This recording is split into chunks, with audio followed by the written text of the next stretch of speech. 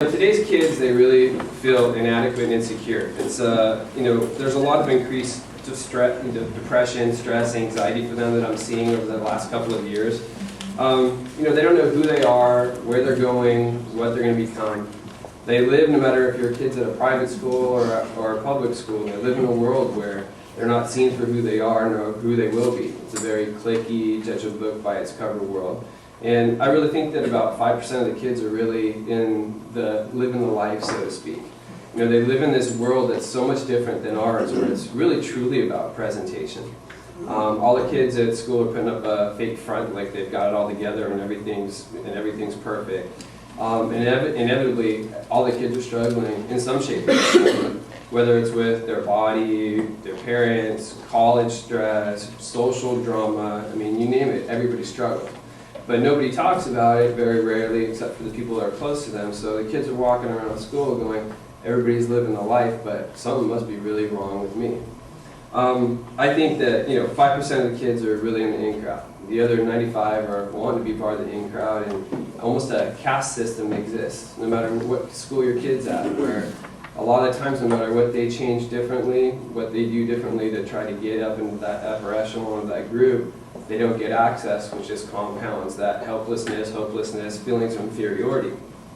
On top of that, we've got the kids that are measuring their self-worth by peer acceptance. It's what I call social stock. So somewhere along the line, there's a switch where on the hierarchy where friends become family and family take the place of friends, and the friends are the utmost importance.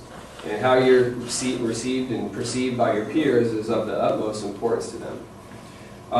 We've got teasing and bullying that's rampant on Facebook, Instagram, at school, and it's really starting to morph with all the new anti-bully stuff that's coming in. They're still learning how to acclimate to that and adapt to that and still do a lot of the stuff that they were doing previously. You've got substance abuse, which is rampant in our community. It's everywhere from, I see kids all the way past Dana Point, all the way up past Long Beach, and all of public and private schools in between. And substance abuse is a huge, huge problem. I tell parents, everybody gets a little bit gasped when I say this, but I'm routinely seeing kids start to experiment with drugs and alcohol in 7th and 8th grade. And I can't tell you, doing this for so long, how many highly educated, highly invested parents were sitting in my office going, we had no idea this was going on, and it only came across their radar when it was a serious problem. So the attitude is different nowadays. They're extremely rude to adults. So, all the parents that come in go, if I did anything half the time what my kid's doing, my dad would knock me out. We've got, increased academic pressure and stress. It is truly harder to get into colleges. I've got a lot of kids who are putting self-imposed pressure on them. We've got helicopter moms, tiger moms. You name it. There's a lot more stress and pressure. So you combine all this stuff with, drama, with, problems with siblings or boyfriends or girlfriends, and you've got a truly toxic mix.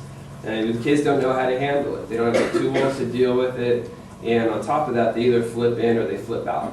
They flip out when they're exploding. They've got this short temper. They're slamming the doors. They're punching the walls. Another internal option we'll talk about, which is psychosomatic stuff, is they've got recurring headaches, backaches, stomach aches. When they're flipping in, they hold this stuff. I get a lot of referrals for that through the hospital and through people in the community. Or you turn into self-mutilation when they flip in. So long and short is we're going to have to come up with some new ways to handle them and what's going on. And I think hopefully by coming here today, there's going to be a lot that you're going to be able to take out of it tonight.